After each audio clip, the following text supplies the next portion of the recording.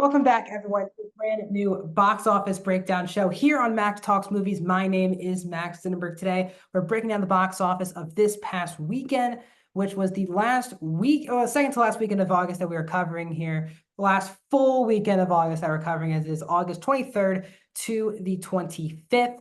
We're also going to talk about the overall numbers for domestic and worldwide preview if any movies are hitting theaters on Labor Day weekend. My name is Max Zindenberg. Welcome back to Max Talks Movies. If you're new to the channel, please subscribe and ring that bell. I do movie reviews, TV show reviews, this show every single Tuesday, movie franchise rankings, and out of theater reactions. So if you like any one of those things, this is the channel for you. Subscribe, ring the bell. We're almost at 250 subscribers. Let's get there. Subscribe, ring the bell for your channel. Comment down below. What are your thoughts on the box office state at the moment? What did you see this past weekend? Do you have plans to see any movie this weekend? What is that movie? Let me know in the comments. I respond to every single comment, so definitely join me in the comment section. And also, please like the video, the thumbs up button. That's how you support this channel. So without further ado, let's get into this past weekend's box office, which I said was August 23rd to 25th. Domestically, which means Canada and the United States combined box office. And in first place in its fifth weekend and back at number one is Deadpool and Wolverine from Disney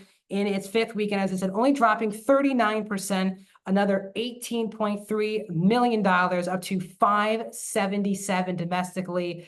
This will not be the biggest movie of the year. It will not catch Inside Out 2, but it is by far and away the most successful, highest grossing rated R movie of all time. 5 weeks in, it is back to number one after taking a week off from being number one. Deadpool Wolverine, I've talked about it enough on this channel. It is a massive success for Disney.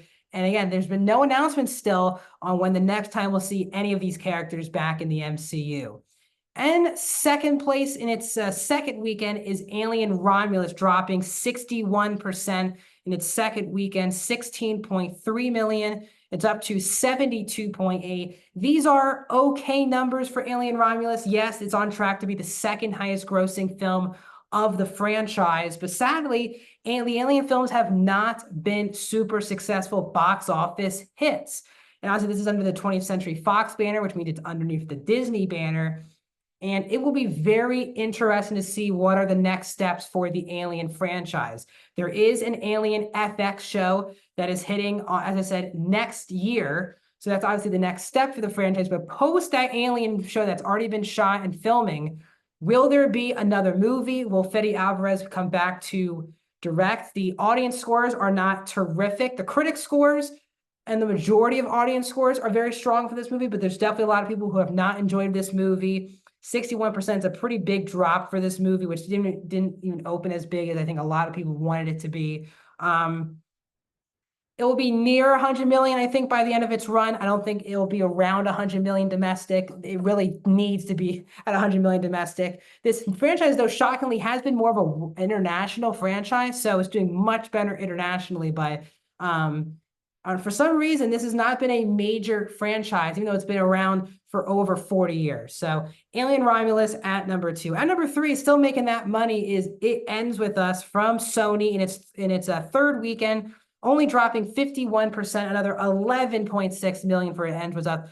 It Ends With Us, 120.6 million domestically. Again, this movie was a $25 million budget. And it does seem that the drama behind the scenes between the director, co-star Justin Baldoni, and lead Blake Lively has actually caused more people to probably see this movie. But the question is what is the next step for the franchise? As it seems like everyone on the project has turned on director Justin Baldoni, who's also the co-star.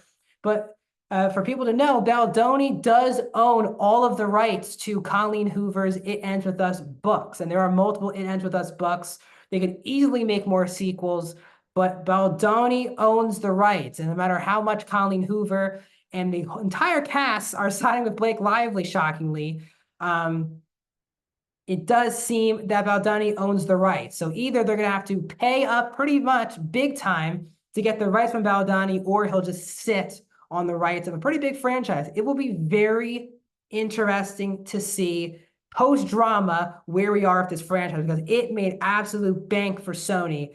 But the question is, who will get the rights? Does Baldoni keep the rights, or will he sell it off to the people who want to make more movies? It will be very interesting to see. In fourth place is the big new release of the weekend, which is Blink Twice. This is from Amazon MGM Studios, opening to 7.3 million. Okay for this movie. Obviously, Channing Tatum is trying to be as heavily marketed as possible, but again, Naomi Ackie is the lead of the movie, and she has not been at all, obviously, a box office draw. That's why they're heavily marketing Channing Tatum. He's in the movie a lot. He's not the lead of the movie. But I think this is an okay debut. It did open in around 3,000 theaters. I think this movie is going to do really good on digital and PVOD. It's not an expensive movie, so nothing to worry about for Zoe Kravitz in this cast. But Blink Twice didn't open over 10 million. I think it would have been nice if it had a 10 in front of it. But we'll see how it drops, as there's not really any major competition. So we'll see if the Labor Day weekend helps Blink Twice.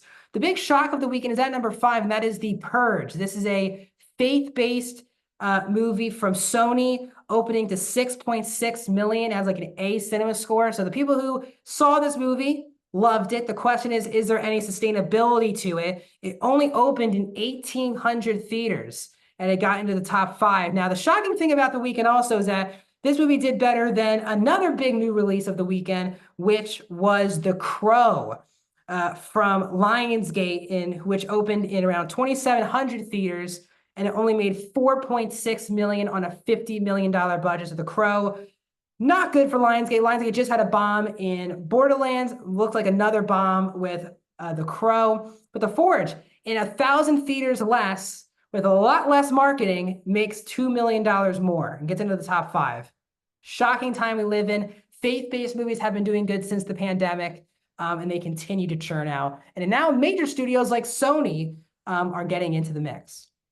When we look at the numbers this year domestically, again, Inside Out 2 will not be caught. 646 million domestically. It is already now available to rent and buy on PVOD and digital. Deadpool Wolverine is way ahead at number 2 with 577 domestically. Despicable Me 4 is at 3 of 348 million. Dune Part 2 at 4 of 282 million. Twisters at number 5 with 248 million. That movie is also available to rent and purchase now on digital. Godzilla x Kong: The New Empire is at 6 with 196 million. Kung Fu Panda 4 at 7 with 193. Also at 193 and number 8 is Bad Boys: Ride or Die. Kingdom of the Planet of the Apes is at 9 with 171. And wrapping up the top 10 is A Quiet Place Day 1 at 138. Again, so far this year, 13 $100 million movies so far this year. When we look at the worldwide numbers, Inside Out 2 will not be caught. It should be the biggest movie of 2024. $1.64 billion for Inside Out 2. Deadpool Wolverine is at number 2, the other billion-dollar movie of the year, $1.21 billion. That's at number 2. Despicable Me 4 is at 3 with 886 million worldwide. Again, the worldwide numbers is combining the domestic box office and the international box office together. Dune Part 2 is at number 4 with 709 million. Godzilla x Kong: The New Empire is at 5 with 568 million. Kung Fu Panda 4 is at 6 with 548 million. Three Chinese films in the next 3, 7, 8, and 9 on this list. And Bad Boys: Ride or Die wraps up the list at number 10. So this is the last box office weekend of the month of August. And originally, Kraven the Hunter moved from last year to this upcoming Labor Day, which was a Shang-Chi release date a couple of years ago, as well as Equalizer 3. But Kraven, again, moved again off of this date to December. So no major releases are hitting theaters this weekend. The movie are some limited release movies. You have Reagan with Dennis Quaid, and the 1992, the film with Tyrese Gibson, Scott Eastwood, and the final acting performance of Ray Liotta. The movie's produced by Snoop Dogg. 1992, that's also hitting theaters. And I guess the biggest release is the new Blumhouse movie, Afraid, starring Catherine Waterston and John Cho. That is also hitting theaters this weekend. So what are you seeing in theaters this weekend? Next week on the channel, I'll break down the box office of this upcoming weekend, look at those numbers again, and also preview the entire month of September. So a lot more videos here coming to the channel. More reviews, including reviews of The Instigators, coming to the channel very soon. Stay tuned. More videos. I'll see you soon.